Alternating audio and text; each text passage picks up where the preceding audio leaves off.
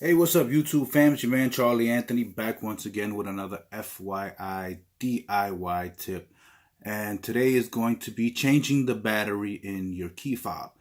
This is a key fob to my 2013 Dodge Durango. So if any of you are looking for tips on that, well, here you go. Well, first of all, you got to make sure you have the basic things. Your key fob, your battery, make sure you have the right battery type. You can look that up online or in your manual, and a screwdriver. So first thing I'm going to do here is remove the key. Then with the screwdriver, it's pretty simple. Just going to pop this up right here.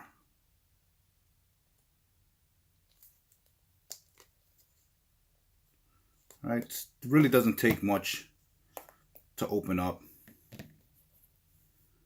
As you can see, just gonna replace everything. Now, very important, when you put your battery in, make sure you put it the right way, because if not, your remote's not going to work. You shouldn't have to reset your remote after changing the battery, because I've seen a few people comment on that on some forums on Facebook, and really shouldn't have to be. So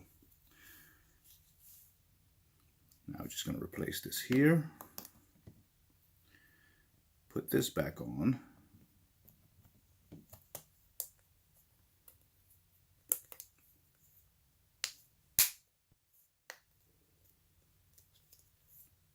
snap everything back on tight,